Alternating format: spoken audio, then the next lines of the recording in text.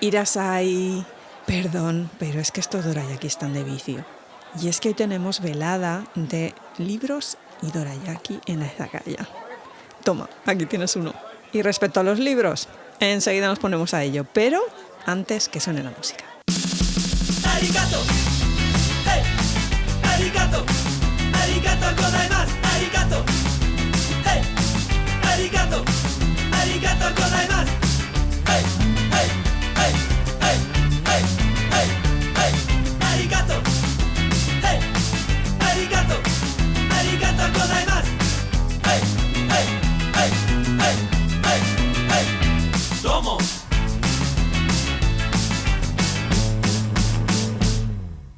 Hola gente, aquí Kitsune de Historias de una Izakaya y hoy os vengo a hablar de dos novelas japonesas y su adaptación cinematográfica. La primera de ellas es Kishibe no Tabi, Viaje a la costa, de Kazumi Yumoto. De esta escritora tenéis varios libros traducidos al español. El primero fue Los amigos, que en Japón se publicó en 1992. La traducción al español creo que es del 2015. Está en ediciones Nocturna, al igual que el que os voy a comentar hoy. Y en el caso de Los amigos también se hizo versión cinematográfica en el 94. No la he visto, tampoco me he leído el libro, lo tengo por aquí creo, pero aún no he caído sobre él. Lo cierto es que las temáticas de esta escritora, al menos en estas dos obras, son un poquito particulares. Os explico. En el primero, este de Los amigos, son unos chavales que durante el verano se interesan mucho por el tema de la muerte y deciden que ellos tienen que ver morir a alguien. Así que se ponen a buscar entre los ancianos que viven por el barrio y encuentran a uno que ellos consideran que tiene cara de irse a morir pronto. Así que le espían. El anciano se da cuenta, porque claro, los chavales pues son bastante poco discretos, y al final les invita a su casa y a que le ayude con una serie de tareas y se establece una relación entre ellos y al final el señor pues muere, pero los chavales se dan cuenta de que la tontería esta de queremos ver a una persona morirse y estas cosas, como que no es tan sencillo cuando conoces a la persona y cuando realmente pues sientes algo por la persona que se ha muerto, ¿no? Pero bueno, este es el argumento de su primer libro, gran éxito de crítica y público, pero ya veis que tampoco es que sea una temática muy ligerita, aunque realmente pues las situaciones de los chavales con el anciano probablemente lo sean, pero no es la típica historia que estamos acostumbrados a leer en Occidente. Como tampoco lo es Kishibe no Tabi, Viaje a la costa, porque esta también va de muerte, de muertos, de la relación de los vivos con los muertos. Veis que tiene una temática repetitiva esta señora aquí. El libro se publicó en Japón en el año 2010 y la película se rodó y se estrenó en el 2015, mismo año en el que se publicó la traducción en español. En realidad la formación de esta señora es musical. La titulación que consiguió en el Conservatorio de Música fue la de composición. Así que sus inicios fueron escribiendo guiones para óperas y posteriormente creo que trabajó algo para televisión y radio. El argumento de Viaje a la costa se distingue un poquito del anterior que os he comentado de Friends, a Los amigos, porque hay cierta forma de realismo mágico, le podríamos llamar así. Y una cosa que sí que quiero advertir para la gente que se consiga la novela en ediciones Nocturna: esa tapa no le hagáis ni caso. Esa ilustración no tiene absolutamente nada que ver con lo que va el libro. Bueno, tal vez que salen dos personajes y uno se supone que está muerto. ¿Puede? Todavía me estoy preguntando cómo puede ser toda esa cantidad de errores en una sola ilustración para una novela. En serio. A ver, la edición que tengo yo no me acuerdo de cuándo es y a lo mejor ya han cambiado la tapa, pero me parece a mí que no. Pero vamos, que yo os cuento un poquito de qué va sin mucho spoiler. Como en toda novela japonesa que se precie, y también pasará en la segunda que os voy a comentar, esto siempre se inicia in media res. No esperéis una cantidad de detalles alucinante de dónde vienen y a dónde van los personajes, porque no lo encontraréis. Así que para la gente que necesita casi que le den hasta el ADN del protagonista o la protagonista en este caso, abstenerse. No es ese tipo de novela. Así que el inicio de la historia es nuestra protagonista preparando shiratama, que es un dulce, cuando de repente aparece su marido desaparecido hace 3 años en la cocina. Pero a ver cómo os lo explico. No es que entre por la puerta, no es que se oiga la puerta de la casa abrirse y entonces entre el marido que resulta que es que estaba por ahí. No, esto es que le aparece en la cocina, porque luego nos enteraremos de que la policía a esas alturas ya lo ha dado por muerto. Ella mantiene cierta esperanza de que él esté vivo y que en realidad pues su desaparición correspondiera a que había huido de la casa, pues en fin, se había ido a buscar tabaco. ¿Os vale así? Tal como lo describe la autora, tú ya te das cuenta de que realmente eso que está viendo ella ya no es un ser humano al 100%. Así que comienzan a hablar y él le cuenta que hace 3 años que murió porque se suicidó tirándose al mar y que su cadáver se lo han comido los cangrejos. Y a partir de esa primera conversación que tienen en la cocina de la casa, nos vamos enterando de las circunstancias en las que vivía este matrimonio y cómo la relación entre ellos dos, Mizuki, ella, Yusuke, él, se había ido enfriando a lo largo del tiempo, además de que él estaba intentando escribir su tesis doctoral para el Colegio de Odontología y no estaba en una situación mental y emocional muy estable, aparte de otra serie de cosas que luego nos iremos enterando. La cuestión es que al día siguiente le dice que tiene que preparar una maleta porque van a realizar un viaje juntos. Pero por mucho que ella le pregunta a dónde, por qué, cuánto tiempo, él no le puede responder. El único detalle que le da es que tiene que llevarse consigo un sutra del corazón que ella copió en un momento determinado a la espera de que él regresara. A ver, esto de explicar el sutra del corazón es un poquito complicado, así que hoy no me voy a meter en esto, simplemente decir que es un sutra muy famoso dentro de las variantes de las ramas del Zen y de la escuela Shingon de Japón. En sí el texto va de cómo el Bodhisattva Avalokitesvara, que es el Bodhisattva de la compasión, alcanza la iluminación después de una meditación. En una parte del texto se dice: en el vacío no hay forma, no hay sensación, no hay logro ni no logro, que es una de las grandes fases del budismo zen. Pero volvamos a lo que estamos. Ella ha copiado ese sutra y él le dice que si en un momento determinado ella quiere volver a casa durante ese viaje, simplemente queme ese sutra. Esto también nos está indicando un poquito que el viaje que van a empezar va a ser más un viaje iniciático que un viaje real como tal. Evidentemente sí, se trasladan de un sitio a otro, pero es más la experiencia que ella va a vivir. Porque a medida que vamos avanzando en lo que es la historia, ellos van visitando los diferentes sitios donde se supone que él ha estado viviendo durante esos 3 años. Y vamos conociendo qué es lo que le pasó en esos sitios. Y normalmente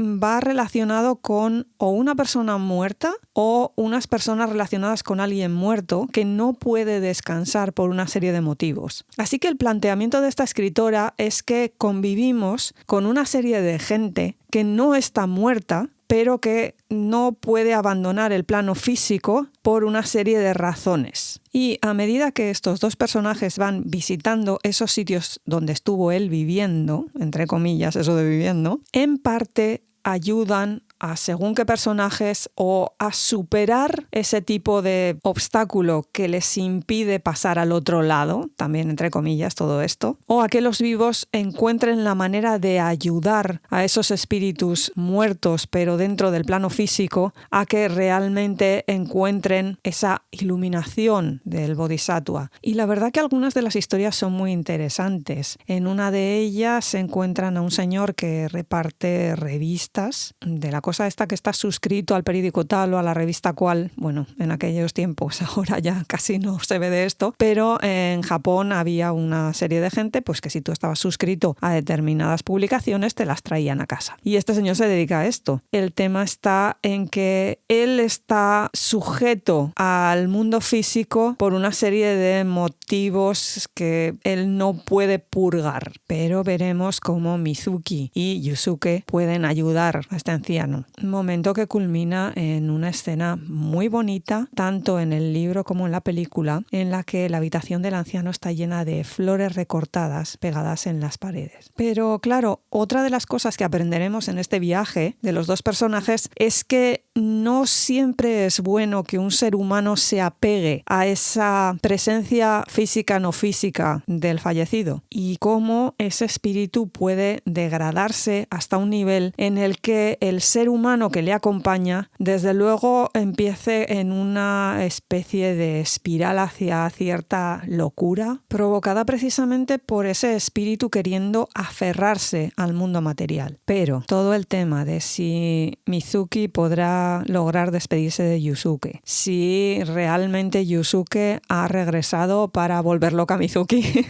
y seguir viviendo en el mundo mortal, cómo es que regresan los muertos, cómo puede ser posible. Todas esas cosas os las dejo a vuestra discreción si os queréis leer el libro. A mí me pareció bastante interesante y desde luego es un concepto, venga, voy a decir refrescante, aunque realmente la temática parece un poco lúgubre, pero sí que me pareció interesante ese tema. Porque normalmente el concepto este de los fantasmas, de los no muertos y todas estas cosas en la parte occidental está un poquito ya trillado, ¿no? El tema. Y el realismo mágico latinoamericano, pues es que el problema que tengo es que es más mágico que realismo. Y en este caso yo creo que es más realismo que mágico. No sé si me explico. Hay una sensación como del día a día, de cotidianidad, en todos estos no muertos o fantasmas o como queráis llamarles, japoneses, que enlaza un poquito con esta idea del confucianismo de que te mueres y sigues siendo lo mismo en la otra vida, pero más a la japonesa. Y tampoco es una visión terrible de la muerte o algo así. O se podría caer también en cierto nihilismo, pero no, realmente es una especie de cuestión existencialista que me pareció muy interesante. Y claro, trasladar estas ideas que parecen tan filosóficas a película, yo realmente lo veía difícil. Porque es que yo la película la vi a raíz del libro. Pero antes de comentaros mis impresiones sobre la película, voy a daros una especie de pequeña ficha técnica. La versión cinematográfica la dirigió Kiyoshi Kurosawa, no tiene nada que ver con el director Kurosawa el otro, que este director empezó allá por los 80 con un tipo de películas que a ver si algún día os comento sobre ellas porque tienen tela, que son las Pinku Violence, violencia rosa. Si os comento que es a base de tías muy ligeritas de ropa y en fin, es su propio género dentro de las películas japonesas. Les ha pasado el tiempo por encima de una manera brutal, así que ni os molestéis.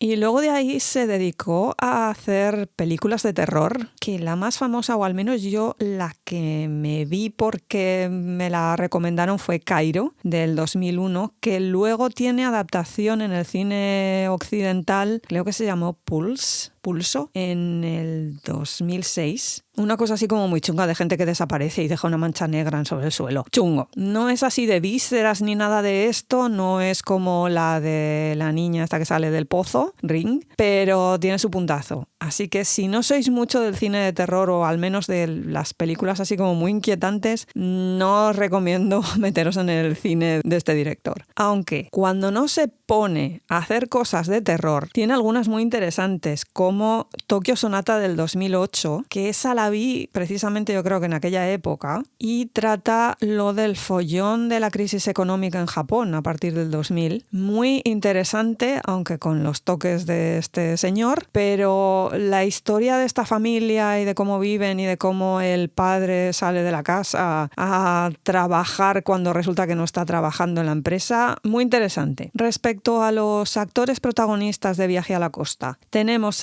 bueno, yo es que lo conocía como Sato Tadanobu, pero ahora todo el mundo lo conoce como Asano Tadanobu, no sé por qué, creo que se cambió de nombre o algo así para la cosa artística, porque ha intervenido en muchas películas de Hollywood. Digamos que es que debe ser el actor japonés base, junto con Ken Watanabe. Este señor causó furor cuando protagonizó Ichi the Killer de Takashi Miike en el 2001. Esto es una sobrada ultraviolenta de estas de Miike que se casca siempre. No sé si os motiva mucho. En fin, causó sensación en en su momento, ya os digo. Y a partir de ahí, como guapo de turno, porque Asano Tadanobu de joven era muy guapo, sigue siéndolo, pero de joven aún más.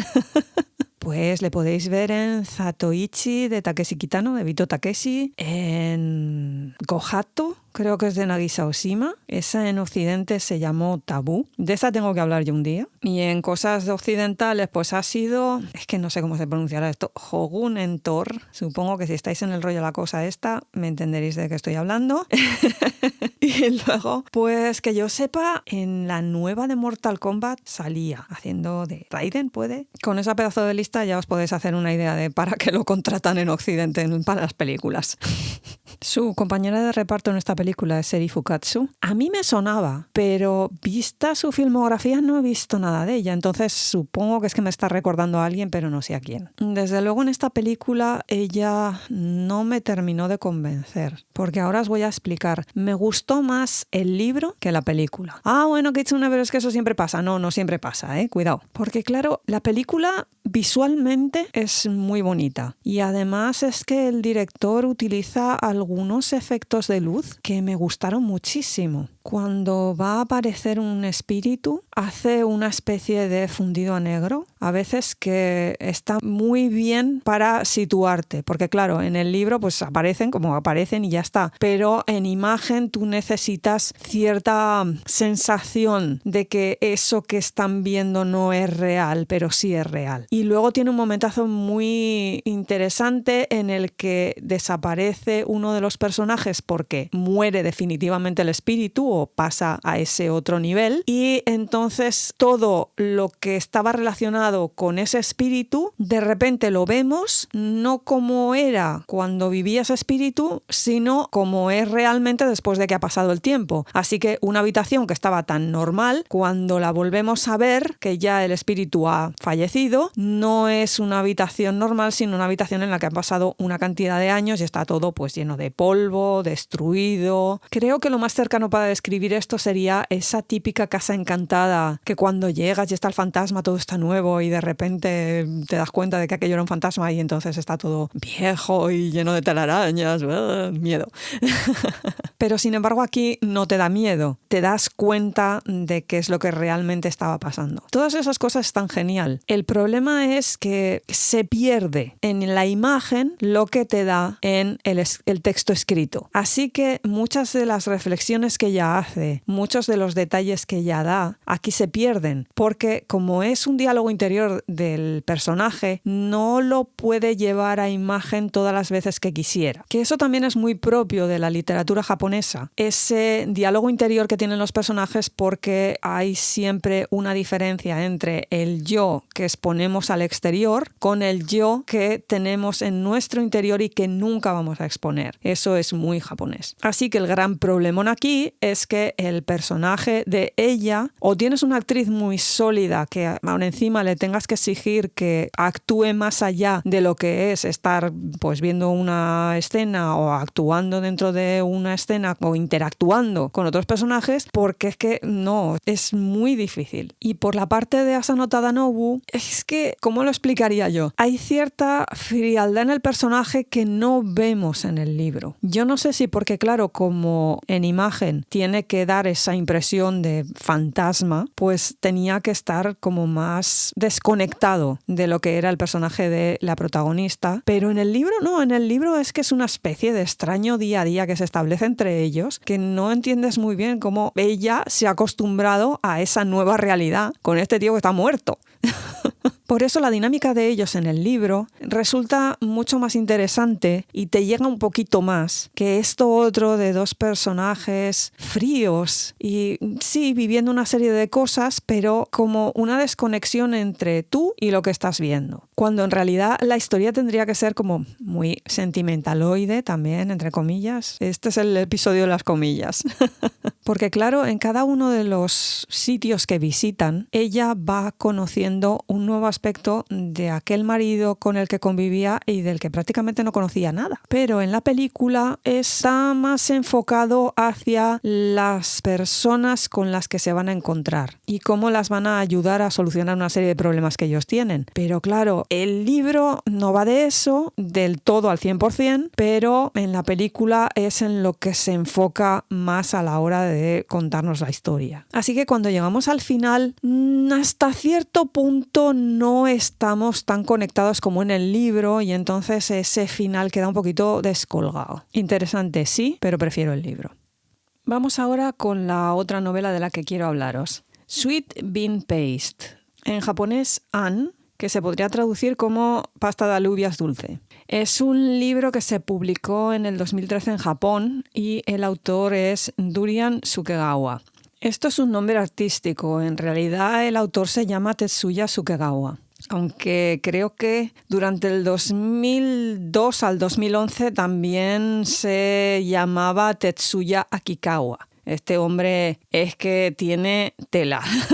Ahora os explico. Este escritor es de todo. Ha sido cantante de un grupo punk rock, ha sido poeta, estuvo llevando un programa de radio que tuvo muchísimo éxito por las noches, en que llamaba a la gente y le comentaba cosas y tal, y parece ser que el tipo se hizo súper famoso, también ha estado en algunos programas de televisión. Así que ya veis el tipo, la tela que tiene. Es más, cuando el grupo ese que tenía se fue a la porra porque detuvieron a uno de los integrantes por tema de drogas, decidió que necesitaba vivir nuevas experiencias y se marchó a Estados Unidos a tocar en un grupo de estos como de blues o de jazz japonés-americano. Ya os digo, el tipo no tiene desperdicio alguno. La traducción de la novela salió en el 2017 y he estado mirando a ver si había alguna traducción al español, pero no he encontrado ninguna. Por lo tanto, lo único que os puedo recomendar es la edición en inglés, que es la que tengo yo, que es de la editorial One World. Creo que hay traducción en francés, pero no tengo ni idea ni de cuál es la editorial ni si le cambiaron el título. Y a esta novela le pasa un poquito lo que la anterior. Esto empieza también en un in media res. Cuando digo in media res, eso es latinajo para decir a mitad de una cosa. Es cuando tú empiezas a leer un libro y no hay una presentación de personajes, no te aclaran de dónde vienen, ni a dónde van, ni de qué va esto, y te tienes que ir enganchando un poquito a medida que va pasando la acción. Aquí la historia comienza con un tipo que está haciendo dorayakis en un sitio que se dice doraharu. Un dorayaki es como si hicieras 2 mini tortitas de estas americanas y les pusieras una masa de alubias en el medio. Eso es muy tradicional japonés. La cuestión es que el tipo ha colgado un cartel ofreciendo un puesto de trabajo y además añadiendo que no se tendrá en cuenta la edad del solicitante. Y mientras está vendiendo de dorayakis, aparece una señora mayor que le pregunta acerca de esa oferta de empleo. Y nuestro protagonista, que se llama Sentaro, intenta quitarse a la mujer esta mayor de encima como puede y lo más educadamente posible. La señora mayor se presenta, le dice que se llama Tokue, le escribe su nombre en un papel, porque ya sabéis que en las culturas asiáticas esto de los ideogramas es muy importante para saber cómo se escribe tu nombre. Sentaro de nuevo le empieza a dar largas, muy educadamente, y bueno, pues adiós, adiós. Y en esto habría quedado todo si no es porque Tokue vuelve al día siguiente y le dice a nuestro protagonista que ha probado los dorayakis de la tienda, porque él le regala uno. Le comenta que la pasta de alubias es un desastre y le regala un tupper con la pasta de alubias que ella hace. A estas alturas, Sentaro no solamente no quiere contratar a Tokue por ser una señora mayor, sino porque además se ha dado cuenta de que tiene una deformidad en las manos. Le acepta el regalo, pero le sigue dando todas las largas posibles y lo más educadamente posible para que la señora mayor pues se quede contenta pero se vaya para su casa. El tema es que esa noche, cuando él está cerrando, se da cuenta de que tiene todavía por allí el tupper de la señora mayor y en vez de probarlo lo tira a la basura, pero en un momento determinado, no sé si por inspiración o qué, o no sé, supongo que es que le da pena, vuelve, lo recoge y entonces prueba la pasta de alubias. El lector a estas alturas sabe que al personaje de Sentaro no le gusta lo dulce. Y sin embargo, cuando prueba la pasta de Tokue, entonces se da cuenta de que esa sí que le gusta. Como os podéis imaginar, la anciana aparece al día siguiente por allí. Y este hombre, al que el negocio tampoco es que le estuviera yendo muy muy bien, porque digamos que él está haciendo estos pastelitos para saldar una deuda. Él no tiene ningún tipo de interés en hacer pasteles, ni dedicarse a la pastelería, ni a la confección de nada, de nada. En sí lo que tiene es unas ganas locas de pagar la deuda que tiene con la viuda del dueño del garito y poner pies en polvorosa. Por lo tanto, cuando descubre que la pasta de alubias de esa señora es una delicia, se le abren las puertas del cielo y decide, bueno, pues vamos a contratarla, aunque solamente sea para hacer la pasta de alubias, y la tendré como una especie de arma secreta escondida detrás en la recocina del sitio. Porque sabe que si los clientes descubren que está Tokue allí cocinando con esas manos deformadas, puede tener problemas. Y a partir de aquí se establece una relación muy interesante entre Tokue y Sentaro. Porque frente a un hombre joven, desengañado de la vida, del que empezamos a descubrir que es que acaba de salir de la cárcel y la deuda que tiene pendiente es porque tuvo que pagar una multa, tenemos el personaje de la anciana Tokue, que es una chispa de alegría y de vida. Y además le pone una pasión a la hora de preparar la pasta de alubias dulce, que nos está indicando que esta mujer tiene energía para dar, vender y regalar. Es más, a medida que va avanzando la acción, vamos viendo que la actitud de Sentaro hacia el negocio empieza a cambiar, pasando de esos primeros momentos en la novela donde lo vemos fumando, bebiendo, intentando sobrellevar el día a día, a tener un interés por algo y a preocuparse por algo. Además, dentro de las interacciones que tienen con los diferentes clientes, hay una muchacha a la que le apodan Wakana, por cierto que en ningún momento llegamos a saber su nombre real, que poco a poco les va contando a nuestros dos protagonistas lo que es su vida fuera del colegio. Y la verdad que es bastante triste. Lo poquito que llegamos a saber es que su madre trabaja de noche, que viven las dos solas y que alguna vez se ha encontrado con el novio de su madre por allí en calzoncillos. Con lo poco que nos dice el libro sobre la vida de Wakana, ya podemos hacernos una idea de cuál es la situación. Muchísimas veces las madres divorciadas en Japón tienen que sobrevivir a base de realizar una serie de trabajos que no son normalmente muy legales, pero es que a veces la vida para las mujeres de cierta edad en Japón es muy cuesta arriba, y máxime si están divorciadas. Así que la tienda de dorayaki se convierte en una especie de núcleo de reunión de estas tres almas perdidas, ¿no?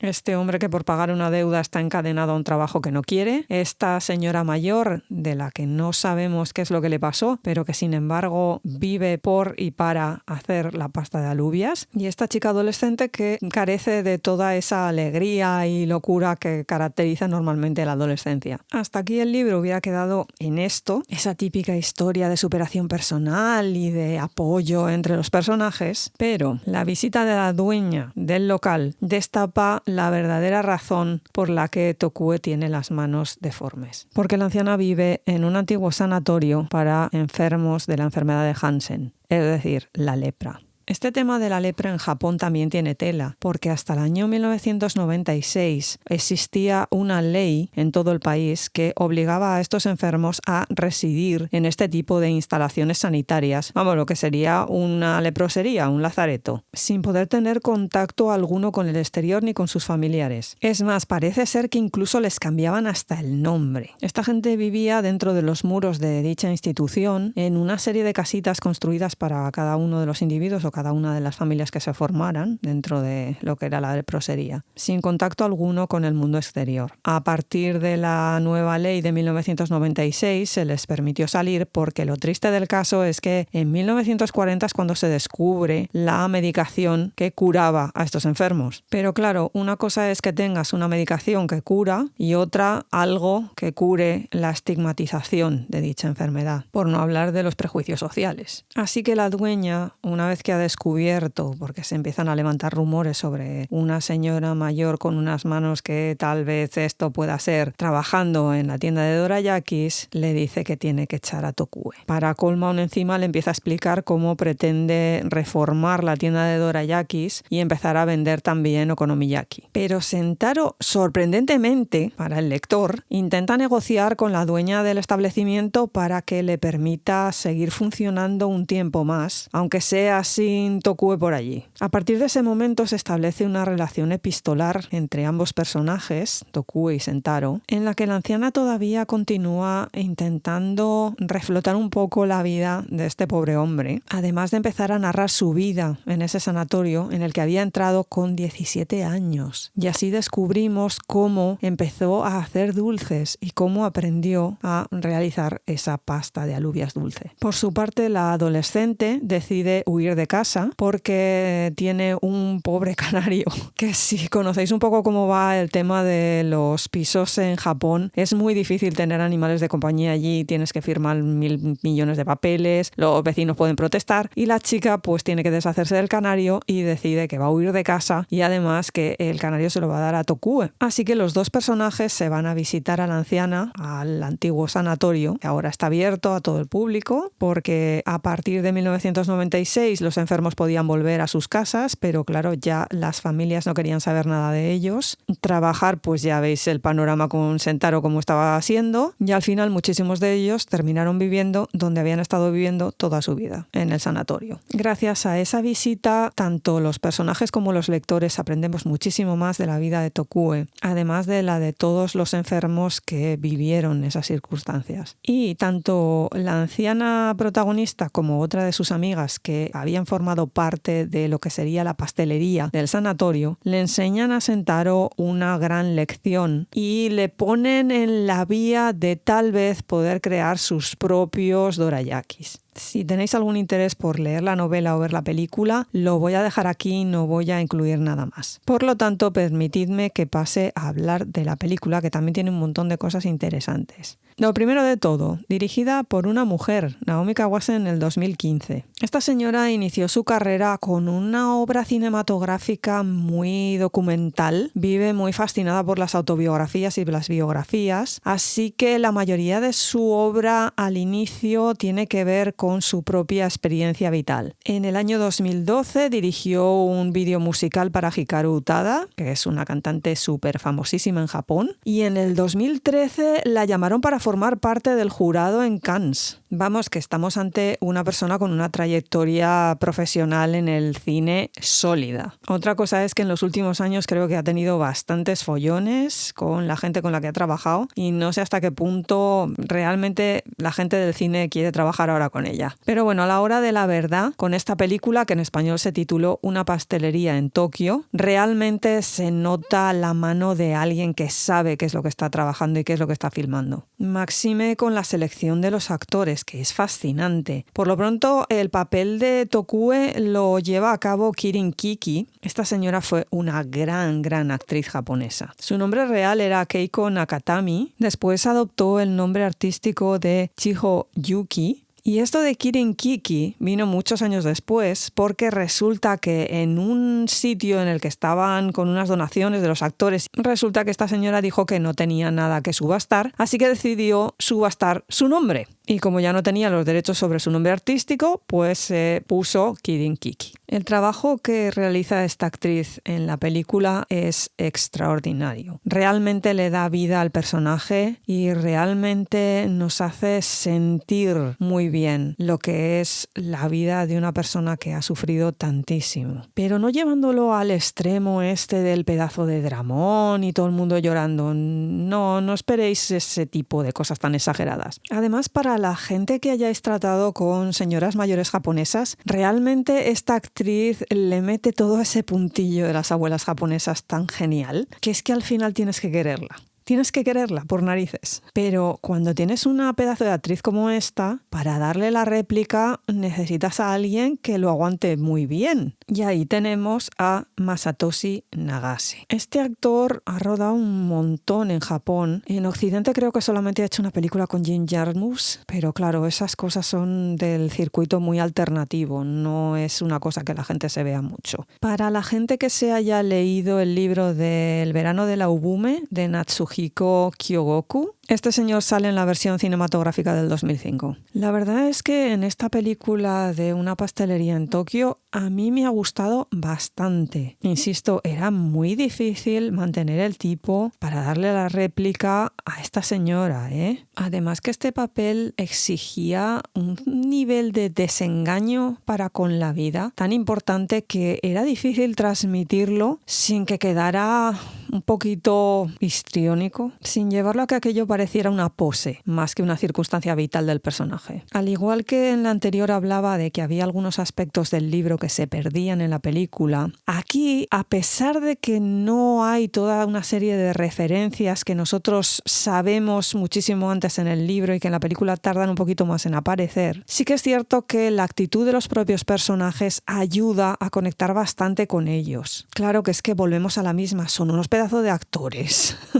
Y el tercer personaje, que sería el de la jovencita, que en principio no tendría por qué ser un personaje particularmente difícil, porque en el libro realmente se dan algunas pinceladas, pero se centra muchísimo en la relación de la anciana con Sentaro. Sin embargo, en la película tiene muchísima más fuerza, se le da muchísima más cancha, y es que resulta que la actriz, que se llama Kiara Uchida, es la nieta de Kirin Kiki. Esta chica también hace un papelón, así que es el trío perfecto. A todo esto además hay que añadir una fotografía muy interesante, con unos paisajes urbanos muy bonitos, porque la directora se fue a rodar a Hiyachimurayama, que es la zona de Tokio donde estaba, y creo que todavía está, el sanatorio para leprosos, cuyo nombre es Tama Sensoen. En estos momentos me parece que hay un museo dedicado a la enfermedad y de vez en cuando alguno de los enfermos da una charla para la gente joven que visita el museo. Obviamente todas las partes en las que Tokue habla de su vida en el sanatorio pues son duras, pero realmente es que es un tema no solamente en Japón, yo creo que en todo el mundo es un tema que no se trata, que no se habla. O sea, desapareció la lepra y desapareció la lepra. ¡Pam! Pero realmente el rechazo social ahí se queda. Fue una enfermedad que ha impactado culturalmente muchísimo en todos los países del mundo. Y que alguien se atreva a hablar de ello y a escribir de ello en una novela de esta manera, me parece un ejercicio muy interesante. La novela muy interesante, pero la película también muy interesante, muy bien llevada y muy cuidada. Tanto que me es difícil decidir qué es lo que me gusta más, si el libro o la película. Porque por un lado el libro comenta muchísimas cosas más de los pensamientos de Sentaro, de qué es lo que le ocurrió. En algunas partes se va un poquito de la olla con algunos sueños que tiene, que dices esto a dónde va, pero bueno, ayuda a que nos enteremos un poquito más de la vida de Tokue. Pero por otro lado, la película, al comentar muchas más cosas sobre la chica joven, me parece que hace que la historia sea un poquito más redonda, un poquito más acabada. Por supuesto, sin traicionar el espíritu del libro, que a veces algunos directores se ponen tan artísticos que se llevan por delante algunas de las cosas más importantes de la acción. Pero en este caso no es así. Yo creo que amplía más lo que es la temática y que ayuda al menos a quitarle cierta parte un poquito seca que tiene el libro. Y por supuesto los actores. Es que los actores es increíble. Es un gran ejercicio de cómo llevar un personaje y de cómo conectar con un personaje. Así que aquí la cosa queda un poquito en tablas, ¿de acuerdo?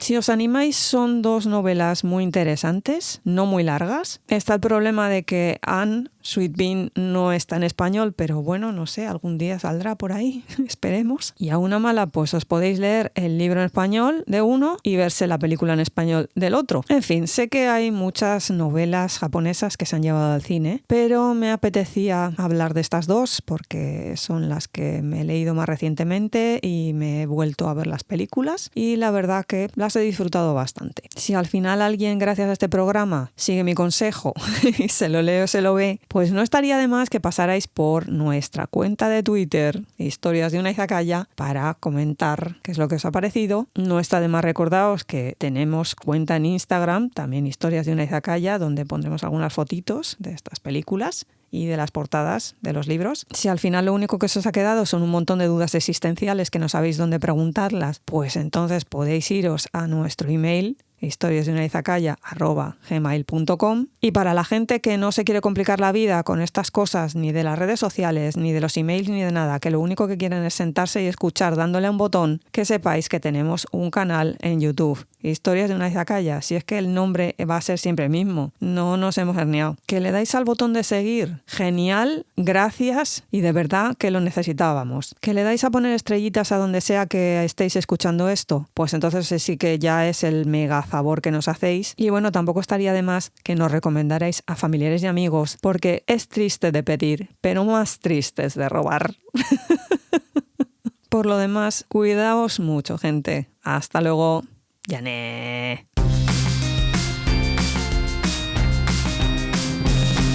Arigato, hey, arigato, arigato gozaimasu, arigato.